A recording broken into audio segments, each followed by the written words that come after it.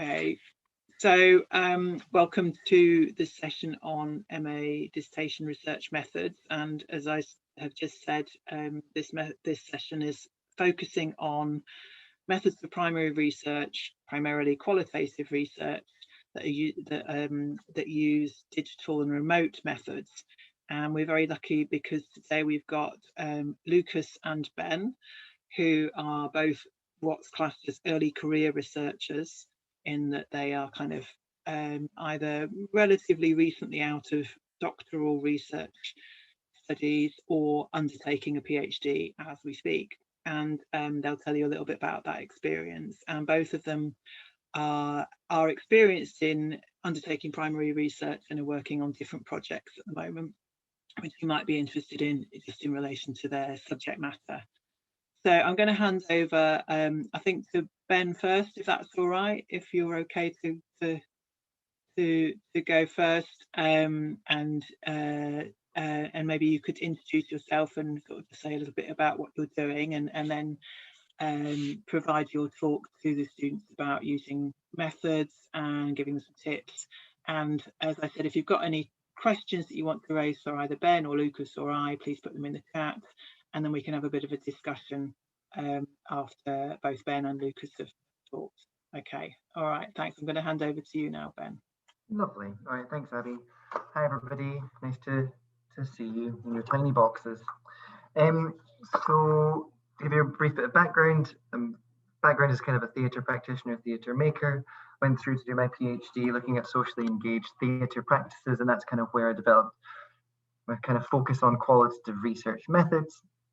I'll give some context to the project that I'm working on that I'm sure Abby maybe has mentioned because it's being led by her. But if you give me a second, I'll share my screen. Where are we? There we go. Let's wait for that to go. There we go. Does everybody, well, I'll maybe rely on Abby to bring it up if there's any problems with slides, but I'm assuming everybody has the slides are visible. Yep. Great. That's fine, yeah. Lovely. Okay. So I'm a research associate on this project that I'm talking about just now. It's a national study looking at the impacts of COVID-19 on the cultural sector and its implications for cultural policy. So the area I'm working on is led by Abby, and our area of the project takes a case study approach to look at Greater Manchester's cultural sector, and that's a image of Greater Manchester that you have there with Manchester conspicuously at the heart. So there's other areas of the project that are looking at national data sets or looking at specific subsections of the cultural sector like theatre or museums. But our area of the project takes a place-based approach to examine the impacts of the pandemic within Greater Manchester specifically. We describe this as an ecosystems approach because its focus is the interrelational characteristics of the cultural sector, looking at cause and effect across the region, rather than looking at how specific organizations or practitioners have experienced the pandemic in isolation. So our work here is framed and informed by data collection and reporting going on at a national level, but the interviews are really the main tool that we have to uncover the experience of cultural workers and policymakers and the ways in which local context informs their decision-making and response. So desk-based research can give us a sense of the funding relationships of cultural organizations or how government responses like the Cultural Recovery Fund has been distributed across the region, but they tend not to reveal much about the role or influence of place-based concerns. In the context of Greater Manchester, it's the interviews that have provided a more detailed understanding of the ways in which local narratives have influenced the cultural sector and its response, and this includes information around evolution, local cultural strategies and how they differ across the districts, the distribution of nationally funded organisations and their concentration in Manchester and how that's affected cultural involvement and cultural participation, local networks and partnerships, not all of them are formalised or written up in terms of funding bids or strategy, and the intersection between cultural recovery and other aspects of public infrastructure like libraries and public transport. And I'm not going to go into all of these in detail, but really all I want to highlight is the role of qualitative interviews in uncovering the social and relational dynamics of our research in Greater Manchester in a way that other methods can struggle to replicate. And for me, that's really the value of using this method in this kind of research. So for the rest of the time, I'm really just going to go through kind of the practical steps that we are taking to deliver this research in this context. I'd kind of like to highlight before I go into that, that this is the process we've developed within this environment. So talking about the pandemic as the backdrop to all of this research, it's still being refined and improved. And it's likely that, you might need to make adjustments as well, applying it to your own research. So it's really a set of kind of reflections rather than rules, and it's useful to engage with it in that way. And actually, I mean, this is focused on using Zoom as a methodology, but even that is circumstantial. So University of Leeds had an account with Zoom, and that's why we're using that, which is not to denigrate Zoom at all, but the way of working with it is to look at the strengths of that platform and incorporate that into our research strategy as well. So whether you're using Zoom or another video platform, however you're doing it, it's about kind of a practical engagement with whatever that technology is and uncovering its strengths and making use of those in your research. Okay, sorry to interrupt briefly, Ben. The audio isn't great, so if you could just make sure that you're kind of really clearly directing towards your computer microphone, just so that we can catch everything you're saying. It's just, I think it's part of the technology, but is this at all clearer? That is much better. So, but it wasn't earlier. Okay. Well, no, I think it's clearer, but it's in volume it's lower. But if you can either find a way of turning the volume up on that mic, if it's an external mic. I can't do that, but I'll speak loudly and project. That's beautiful. Thank you. Sorry to interrupt there. No, I'm really glad to hear what you're saying. It's preferable to missing the information. So, okay. Sorry, to go on. So I hopefully won't step on Lucas's toes in talking about recruitment. Really, all I want to talk about are kind of the practical steps that we're taking to approaching people and getting them involved in the research. And the first aspect of that I just want to talk about is kind of a draft template for your email, which sounds, perhaps a bit basic, but it's really valuable to have a kind of a template that's easy to adapt to different organizations and different institutions, to make sure that you have a basic and clear framing of the project, and make sure that everyone has the information they need to engage with it or to understand why their involvement in the project might be important or might be valuable. There's kind of some key points, just 3 really, that I'd suggest you pay attention to in kind of drafting this email. The first is about being polite or being courteous. So recognize that you're approaching the people that you want to involve in your research because they're expert in whatever field or experience it is that you are interested in.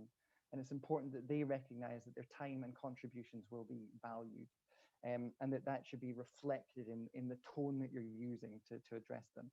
You're asking them a favor. They don't owe you this conversation. And so it's important to kind of acknowledge that in the way that you address them. Think about how you begin, how you introduce yourself, and how you sign off as well.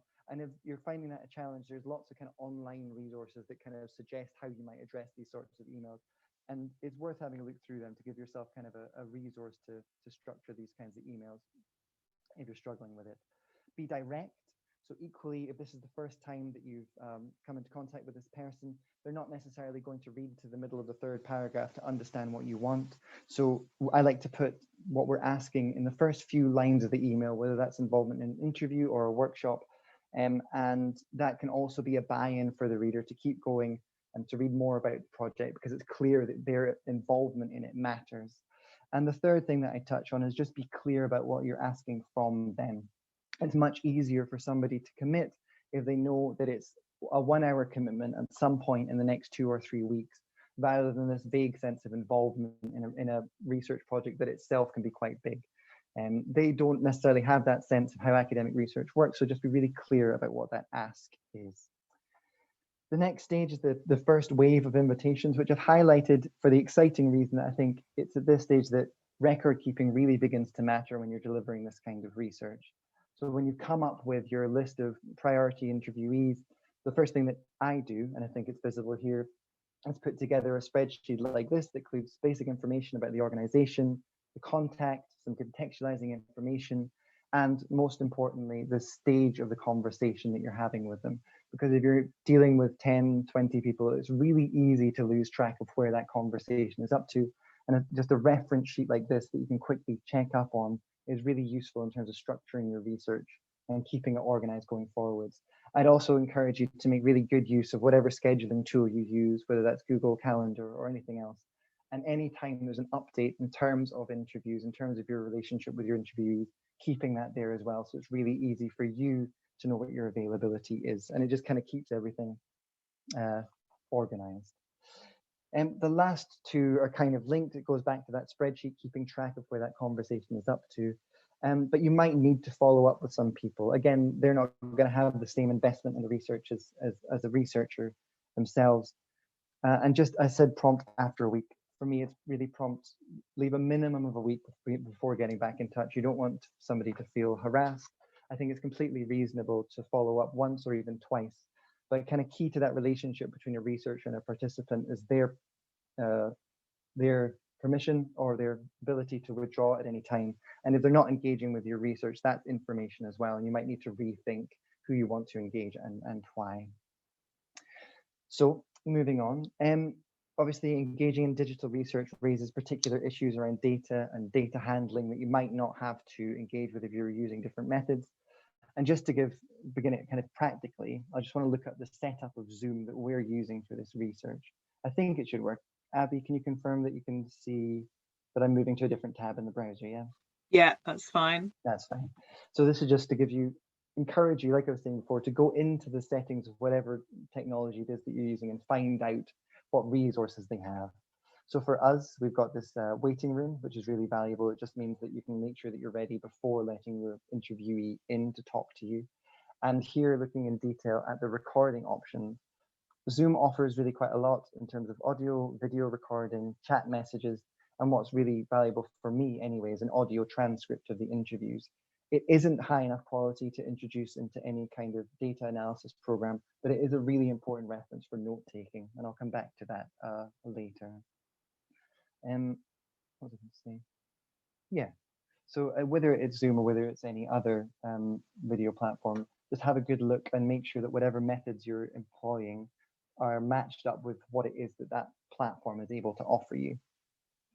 The next issue around data handling is about establishing a process related to data storage. And obviously there's ethical considerations for that. I won't really touch on that. In terms of just the practical delivery of the research, make sure that you have your own process for labeling and storing your files before you begin. Again, that can sound quite dry, but actually, you just saw it through the Zoom settings there. Each interview is producing 4 different files. And if you're doing 10, 15, 20 of those, it's really easy to lose track of those quite quickly. So make sure that you have a well-established filing system before beginning. For me, something else I also do is I've got a key point in engaging with each interview where I make sure I go through all that process. So when I'm going forward to note taking, it only needs the audio transcript and the audio file, that I don't let myself write the notes until I've filed properly all of the files relating to that interview, which is just a little rule that means that it's always going to be well organized. And I encourage you to adapt kind of a similar approach, just because it's easy. They often have kind of automatically generated file names, and it's really easy to lose track of where you are. The last one is about the consent protocol and how that adjusts when you're doing things digitally. So if you're meeting face to face, you might hand over a sheet, they would read through it, you can get their signed permission. Obviously, none of that is possible in this kind of setting or setup. The way that we are working it with this project is we've got our own consent protocol, which is a researcher's responsibility to share information at key points leading up to the interview. So you know that the interviewee has all of the information in advance. And then when it comes to the interview, I'll show you here, you don't need to read them in detail, but this is a list of consent statements that the researcher reads to you, the interviewee. And we record that separately. So the process is I read this to the person I'm interviewing. In fact, somebody in this class can confirm this. And at the end of that list, they confirm that they agree. And that's a separate consent file that we store separately. There might be different ways of doing that, but I'm just kind of foregrounding the slight complications around obtaining consent when you're doing things digitally. So to go into the interview process proper, there's a few kind of key points that I think are worth bearing in mind if you're thinking about using qualitative research in your, qualitative interviews in your research, sorry. The first is about preparation, and that's about being confident in the processes that I've mentioned in terms of data handling. Simple things that I failed on today, like making sure you know that your microphone works, that your speakers work. And that's partly because obviously the quality of the files depend on that, but also because the quality of your interview relies on your ability to kind of pay attention and engage actively with your interviewee. And if you're worrying about whether your file is being saved or whether you can hear them properly, the quality of that exchange is going to go down. There's already the barrier of the camera. So I think it's really important to make sure that you're kind of removing those barriers wherever you can. My process was to go through all of the steps to recording an interview with a friend first and just make sure that I knew where the files were going, what was being saved, what the process was. And that was before my first interview. And that'll kind of throw up any bugs or unexpected issues kind of before you begin. I'd really recommend that.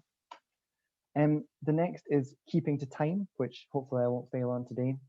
It can seem quite obvious, but it's not your interviewee's responsibility to keep their answers to an hour. And it's really dependent on your preparation and how you facilitate the interview live as well. So in terms of preparation, it's just about being familiar with the trajectory of the interview and the questions so that you know the points that you need to address and that you're not surprised by the next step in the interview or you need to be distracted by reading through your questions list again. And in terms of facilitation, one of the steps that I like to take is give a kind of a summary of the key points that we're going to address just at the very top of the interview. And that gives a framework for your interviewee to kind of structure their responses a little bit and some shared understanding as well if you need to move the interview forwards. If they know that you've still got these topics to address and you're 45 minutes in, you've got this shared understanding about why it's important to move on rather than just interrupting them in their flow. So I find that can be quite valuable as well. Active listening without interrupting is a bit of a personal one, but it comes from listening back to earlier interviews where my vocalizations, like confirmations of what they're saying, interrupt the interviewee's response. And that's about being aware of the value of what you're recording here. You're not actually interested in your enthusiasm for what it is that they're saying. And if your interjection interrupts a quote, it's not helpful for you later on. So when I'm talking about active listening, it's really simple things like visually looking at the camera or looking at the interviewee speaking, nodding along as they go and referring back to responses or answers that they've given as you're moving the conversation. And all of that shows that you're valuing and engaging with what it is that they're sharing, and it encourages kind of deeper engagement in the interview as well. Live note taking, which might seem redundant if you're recording these files digitally, but it helps with active listening because you're keeping track of the key points in the interview as you go.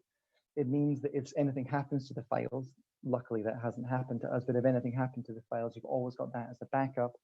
And also, you're not always going to have time to keep up with notes as you go. And it just means that if you've not had time, you can look back through your notebooks and still get a kind of a summary of the key points of each discussion, which can be really valuable in shaping your research as it goes forwards as well. What are the last? Well, the last two are kind of linked, and they're specifically in response to the circumstances that we're working in. So when I'm talking about offering the benefit of the doubt, is recognizing that anybody who's engaging with your research at the moment is doing it against the backdrop of a pandemic that is, causing all sorts of disruptions in terms of personal responsibilities, professional responsibilities. If somebody is not responding to your emails, is late for an interview, or if they don't turn up, for me, the most valuable approach is to assume the best and assume their best of intentions.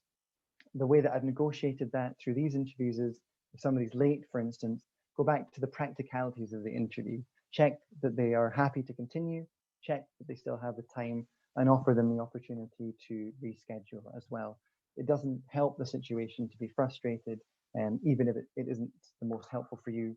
And that also goes back to preparation as well. If you're aware of what the key points are for your interview, you can start to cut out some of the less significant questions to make sure that you're getting what you need from that interview as well.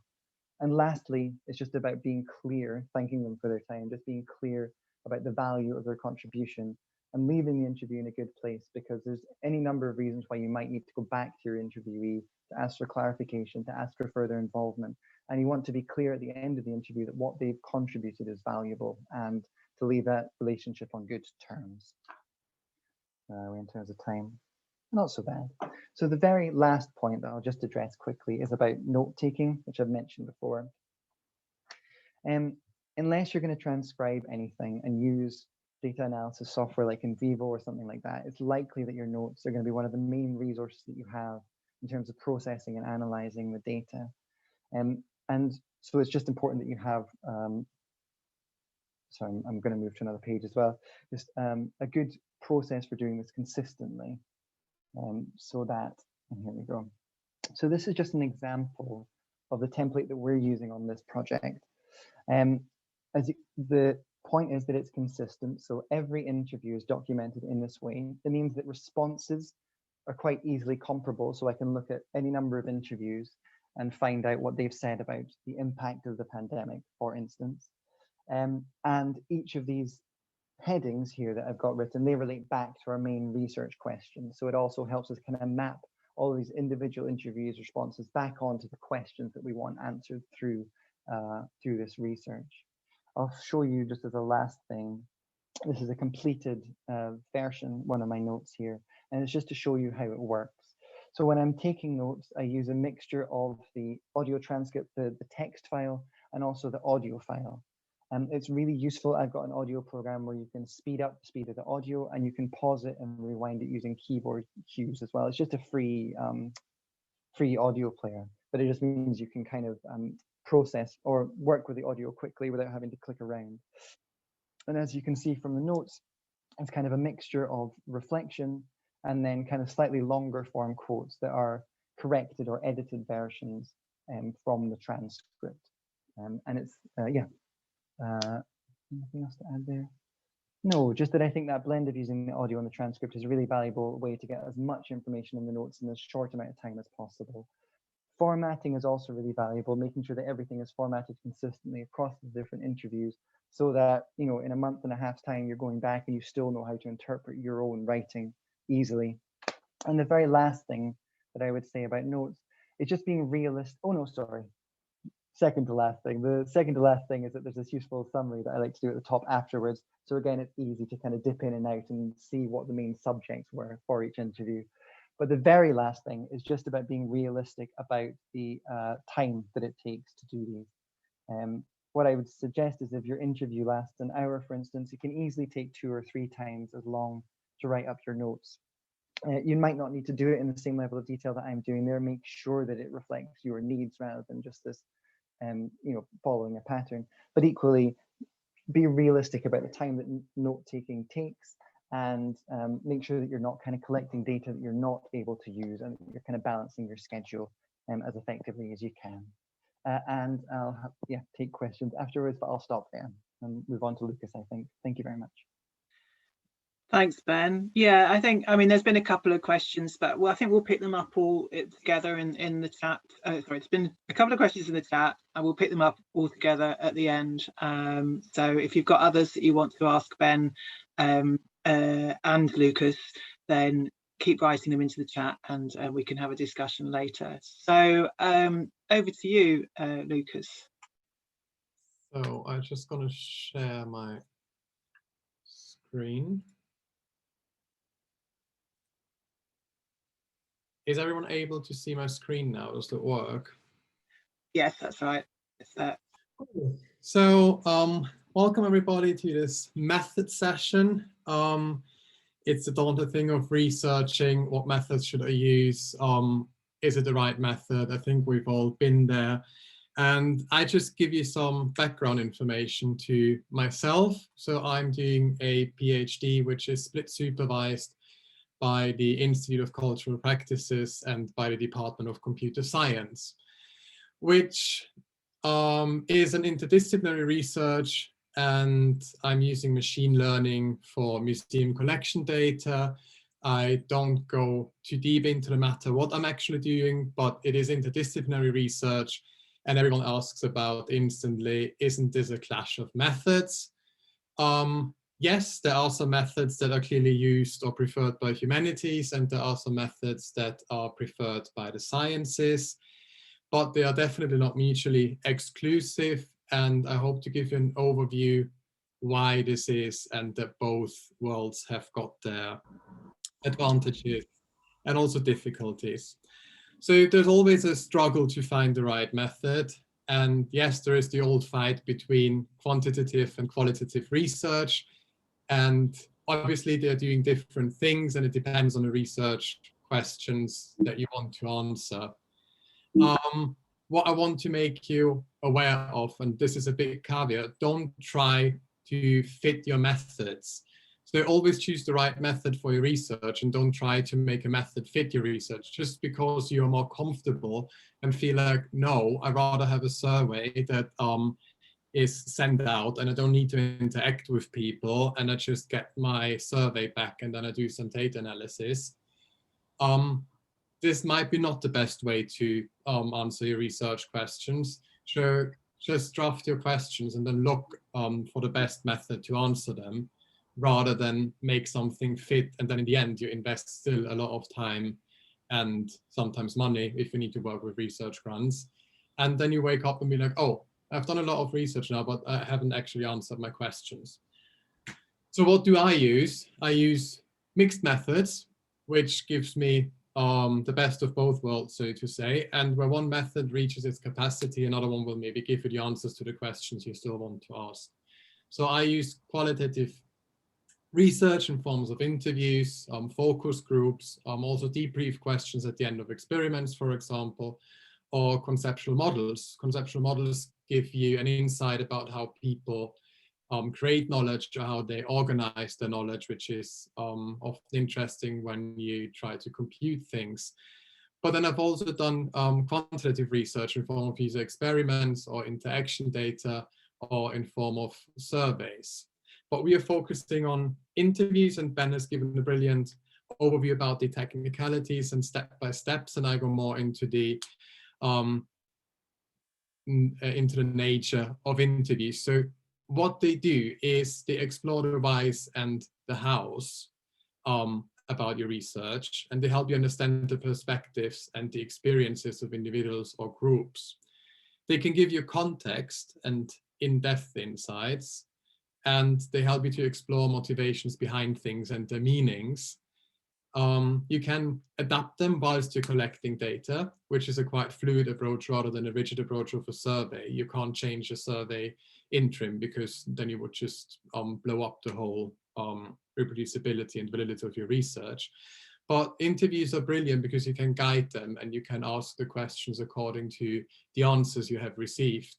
And you have the ability to answer open-ended questions where a yes-no approach is maybe not the best to go for. What they definitely don't do is they offer easily quantifiable data in huge amounts. They don't give you the big numbers that you would get from a survey. There are some few interview studies that have loads of participants, but this is very time intense. And as Ben already mentioned, you need to be aware of not just the amount of time to collect your data in interviews, but also the data analysis, which is very, very time consuming when you transcribe and then code your data, but I should come back to this later.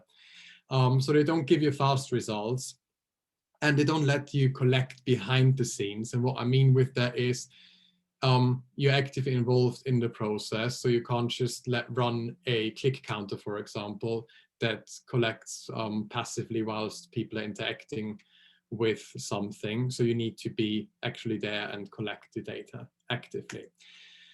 So interviews, how to write a research proposal that always helped me, that contains the context, the rationale, a hypothesis, the research questions you're trying to answer, what expectations you have, the topic guide, and the research goals.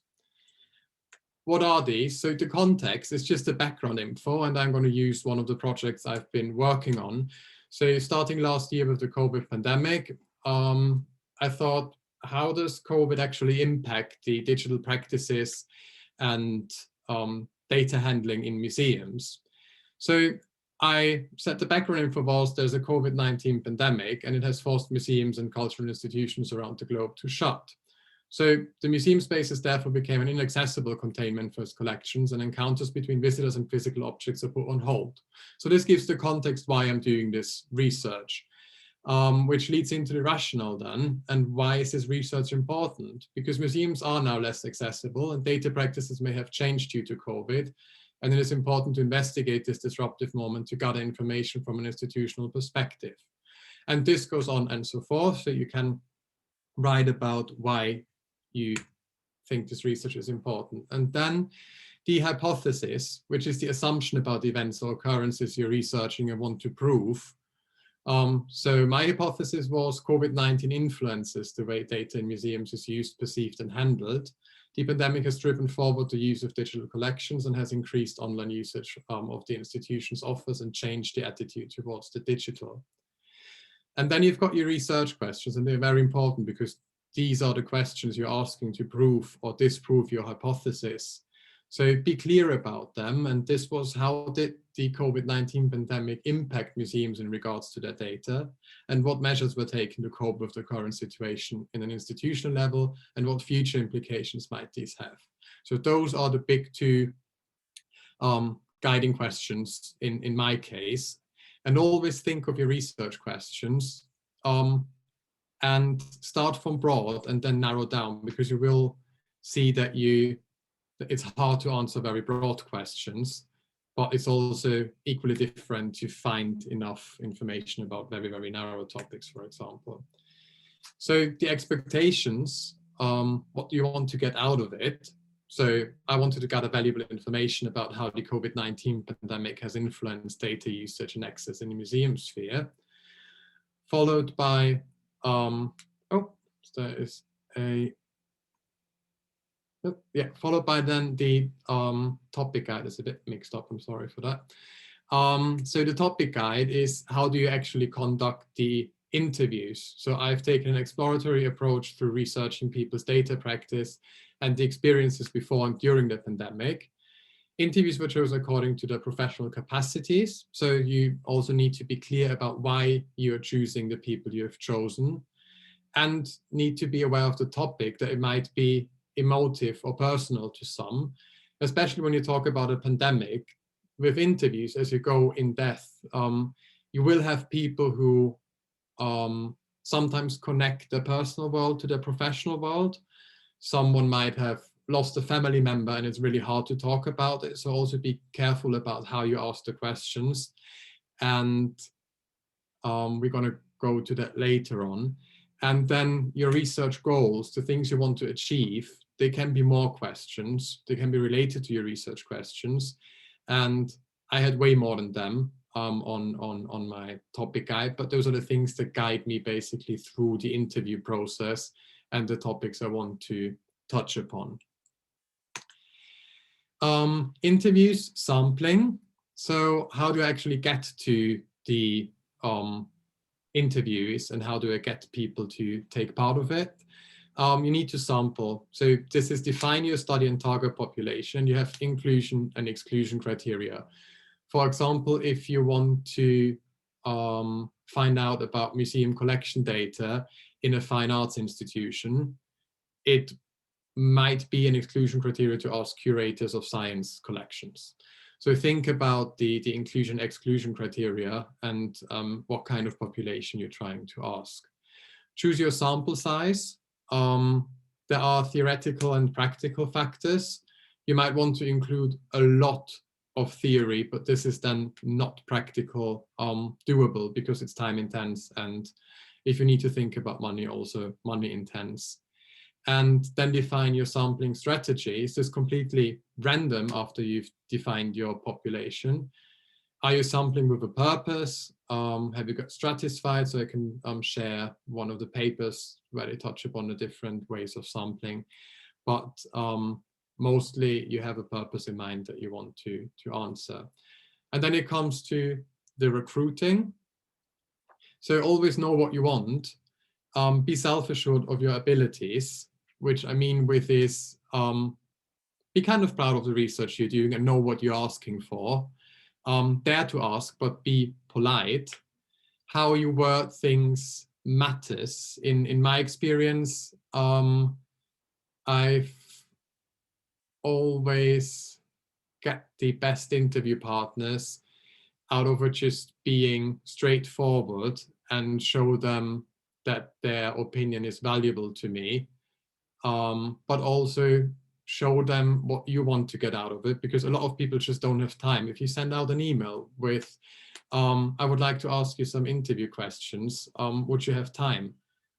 This is so abstract to them. And this is where the topic guide helps. For example, if you send someone the topic guide with the consent form, which is spares you from sending another email and spares the other, the message receiver from writing you back about what is it, what do you need to do. So be clear about it and be just out there and straightforward. Send them the participation information sheet as well. They need to know in what capacity they're answering. They need to know what you want from them and how long it will take, and yeah, personalize your recruitment. So people who get an email that's not personalized and could be sent out to 500 others with the same context is kind of a turnoff for some people.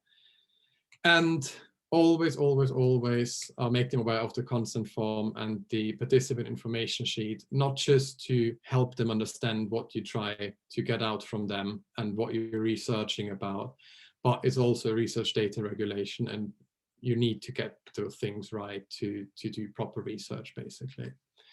For the interview itself, start with broad themes and then narrow it down. Don't ask narrow questions, because then the interview will soon stop or be over. Because if you ask all your narrow questions at the beginning, it's hard to get back to a broader narrative. Guide them with your topic guide, but also listen carefully. They indicate, or you will find out what they're trying to indicate with what they're talking about. You will also find out that you maybe don't get the answers you've hoped for, but every person is a valuable source of information, so you can defer and get other stuff out there. So listen carefully is always a valuable tip to then see what kind of information you can get out of it. If you're unclear about things, ask. Don't be afraid to ask in what capacity they're answering. Is this more a professional perspective they are delivering? Is this more a personal thing? If you don't understand questions, also ask again. There's nothing more embarrassing to either cite something wrongly because just you have misunderstood something, or because you just didn't listen and you didn't understand it, and in the end. Be thankful for the participation. Always show them appreciation. It's not something where you can squeeze something out of them, so be aware of that. They don't have to do this, what they are doing. Also ask for other participants. If you work for institutions, there might be other ones who are eager to join your research project and value to be able to talk to you. And in the end, ask if everything is clear from their side as well, or if they've got more to add, because just because your questions end doesn't mean that there aren't any valuable insights anymore together. So ask them if they want to add something, or just how the process of interviewing was for them, or if they feel something's missing. For the data analysis, transcribing takes a lot of time. It's a lot of fast forwarding, rewinding, pause, break, pause. What I do is, if I do it online with Zoom, I always have my iPhone running next to it, just as a kind of second assurance, because you obviously can't go back, and if something's not recorded properly, it often makes sense, or you hear the words more clear if you've got a second source. When coding, try to establish the main themes. Ben has touched upon NVivo, which is a software to do that. And this is what helps me whilst describing. Try to find commonalities between your interview partners. The research goal questions that I've talked about or touched upon before also help with that, because this is kind of the red thread through your interview. But you will definitely find out that people tend to talk more about certain topics and not so much about others.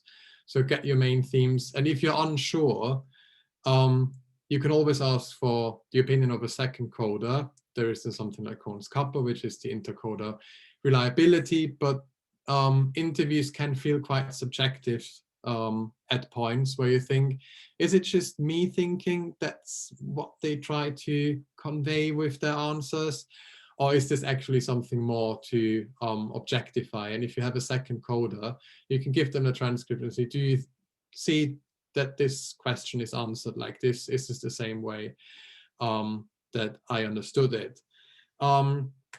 Interviews on offline, as Ben said, make sure you get everything set up before the interview starts. There's nothing more embarrassing when you don't know your own tools and how to work them, and someone waits because they all have got other stuff to do, especially with Zoom and video call fatigue these days. Everyone's on video calls all day long. So if this doesn't work from the beginning, they kind of don't have a good start with the interview.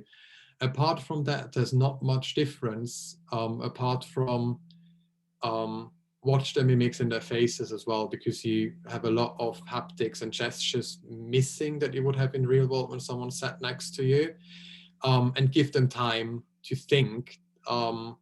It might feel awkward to sit there next to someone with a huge long break on a video call where you constantly think you need to entertain someone.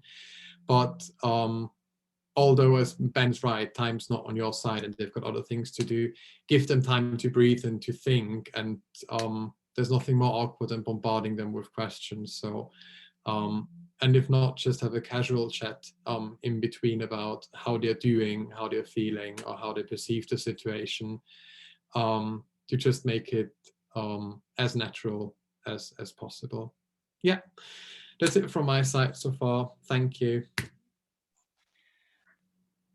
Thank you very much. And if you want to stop sharing your screen, then we'll pick up some of the questions that are in the chat first of all, and then maybe see if there's any others that people want to pick up. So Jason's asked about live note taking and whether that can sometimes take away from your attention and your engagement with your interviewee. So that was to you, Ben, really specifically. And he also asked about the free audio player that you mentioned. Sure. I'll keep shouting a little, but let me know if it's suddenly too loud. Like I said at the beginning, this is kind of a process that is being developed a little bit as we go, which I'm saying because the live note taking is a solution that works for me. So for me, over an hour-long conversation, it's really valuable to note down key points in relation to particular subjects that I might not be familiar with, particularly around wording or phrasing, so that they can be usefully revisited later in a way that makes clear sense to your interviewee. Because they're going to come to you've got one particular vocabulary for describing whatever it is that you're interested in, and they might have another one as well. And actually mirroring that language can be a really valuable way to kind of advancing that conversation and getting to the next whatever insights that they have that they want to share. Was the question about whether whether it distracts me? I don't think, for me it's an active listening practice. But if it is not useful for you, if you don't write efficiently and listen, then you might want to find another one. That's what I'm trying to say. I'm not trying to impose that.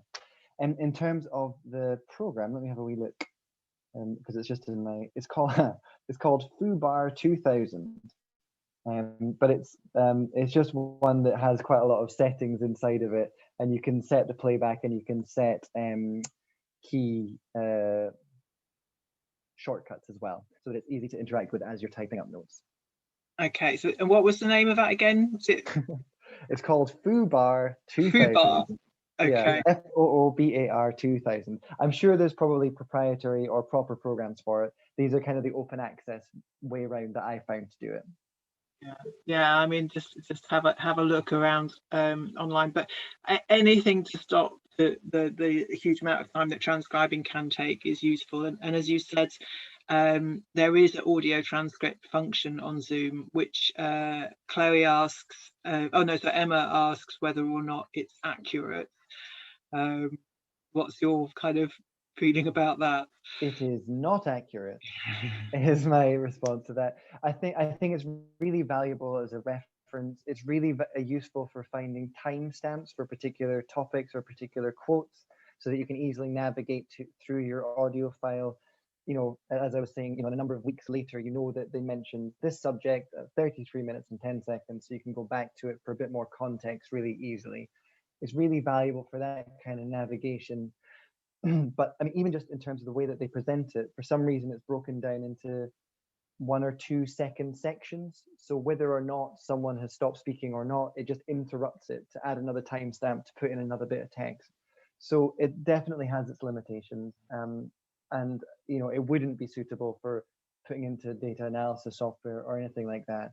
But it is useful for note taking, and certainly for kind of if you want to take out of what they've said longer form quotes or anything. I find it quicker to edit down and correct the transcript than to write it out just through audio. But you've got to kind of work with its limitations. It isn't accurate. And I guess that's another reason for doing note taking, and just even if that's just mapping when key themes have been mentioned, so that you know when something is likely to come up in the audio, and you can look at the audio transcript. Lukas, did you have anything to add to those answers to those questions?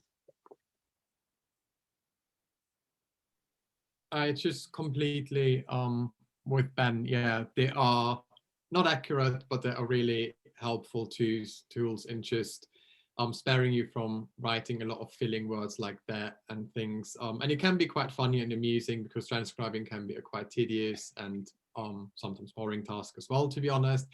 And some of the things the transcription, the automatic transcription offers, or the suggestions, are quite hilarious. So it takes away some of the longevity of transcribing as well. Yeah. But yeah, they're not accurate, but definitely helpful. So we have another question from Noehrer, which is about using coding tools like NVivo. We do have access to NVivo, which is part of the university licensed software. I would strongly encourage also accessing NVivo training. If you, there's a lot of manuals, and I think there's also resources in the university's methods kind of resource bank of video training and others. Lukas, I don't know if you wanted to say something specifically about, because you've used NVivo recently. So I haven't used NVivo for my master's. I've used NVivo now for the COVID project, because the amount of participants and the amount of data was just not tenable in a Word doc or Google Doc anymore. It takes not more than half a day if you actually try to make sense out of it, to make it work somehow. Cohn's Kappa, I don't recommend using NVivo for it, but what Cohn's Kappa does is basically, if you have got a second coder, you can calculate the intercoder reliability, which basically gives you a number on how aligned your codes are with the second coder. Some people prefer that, some journals want that. Is it necessary that you do it if it's not asked of you, or if you feel sure about your codes? Not necessarily, you could just go along without it. But if you're in doubt, or if you have a second coder, it's a good calculation to work out how aligned your themes and codes actually are, and it gives you a number from 0 to 1, where 1 will be completely in approval, and 0 will be that you don't agree at all. Okay. And NVivo gives the granularity between every character, sentence, or paragraph. So obviously we can assume no one codes a character the same way as someone else does. So you never have full agreement.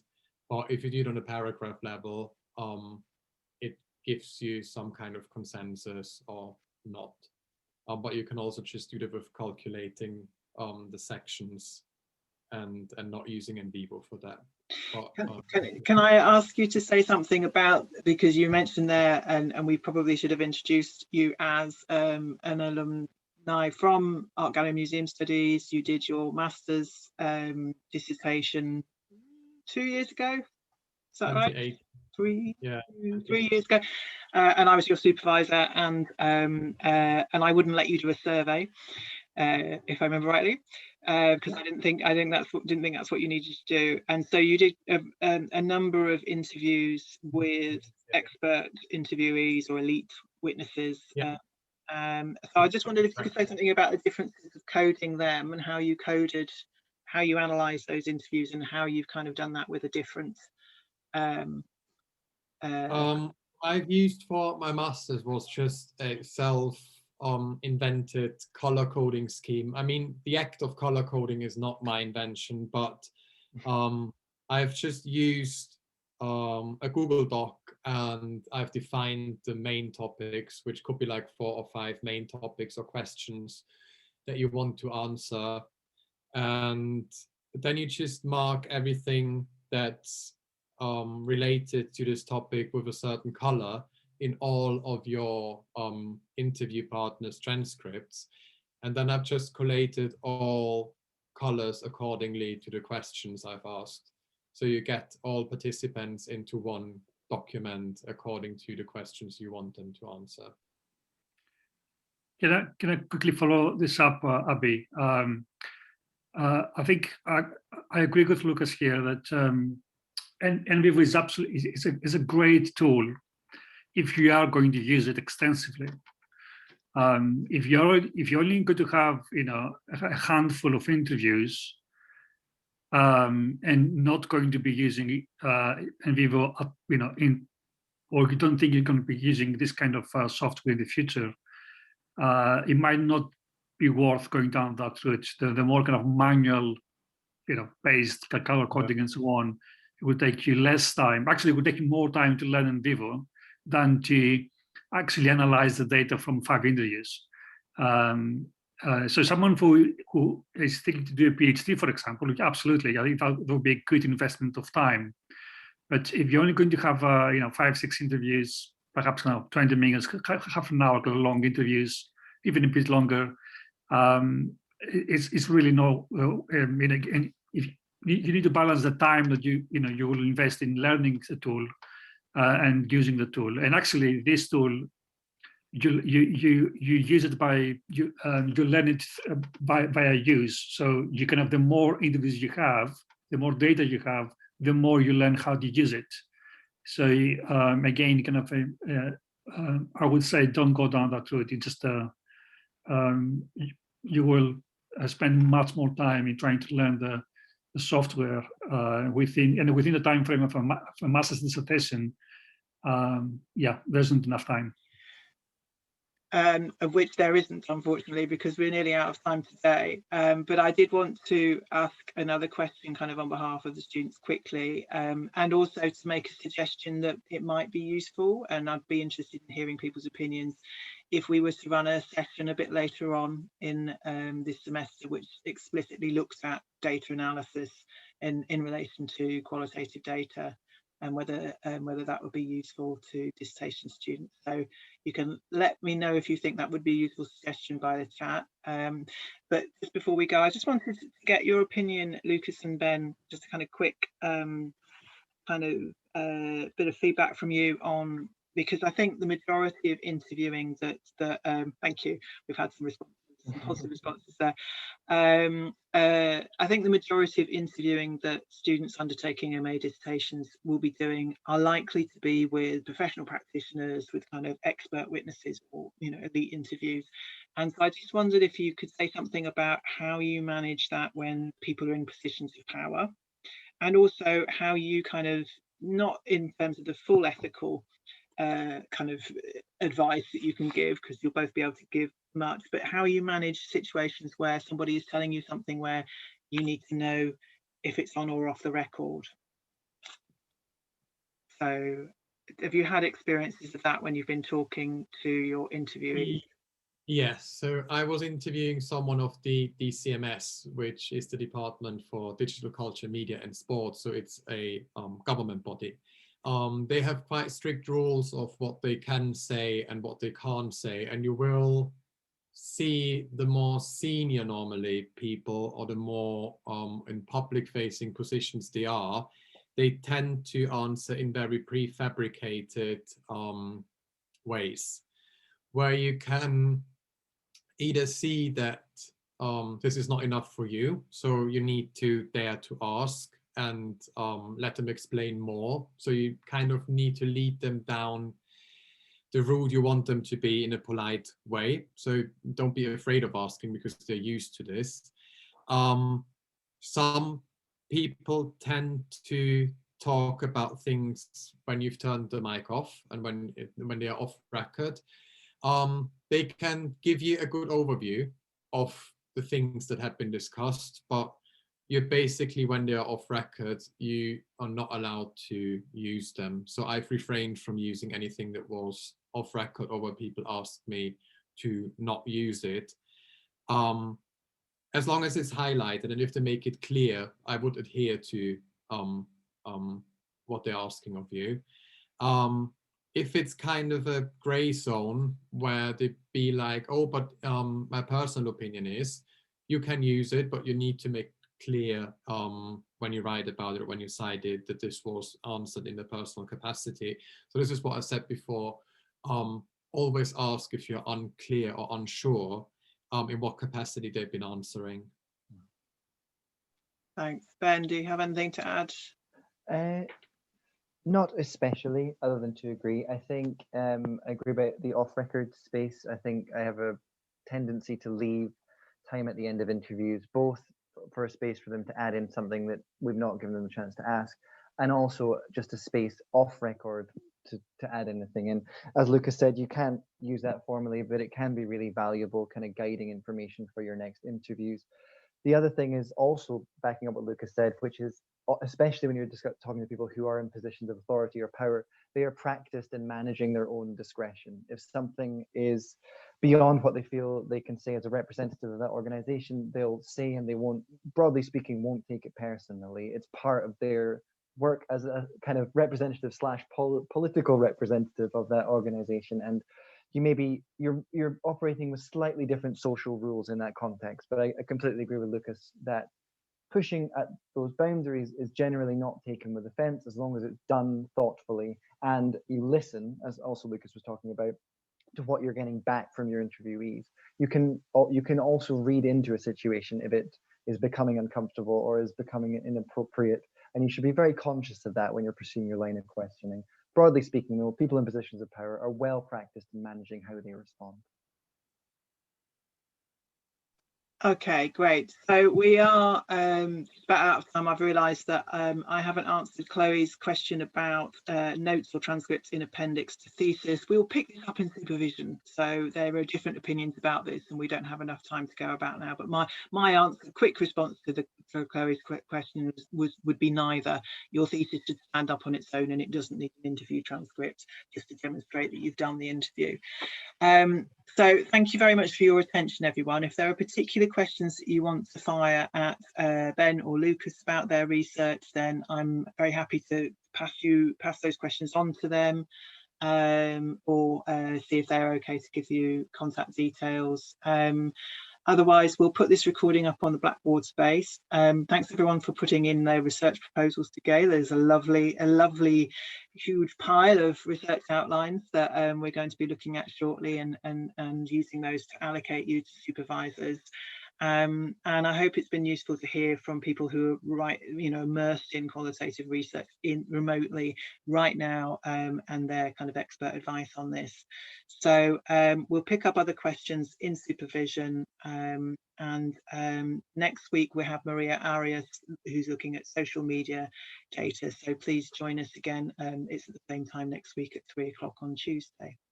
All right, very big thanks to you, Lukas, and thanks, Ben. I'll stop the recording now and see you all soon.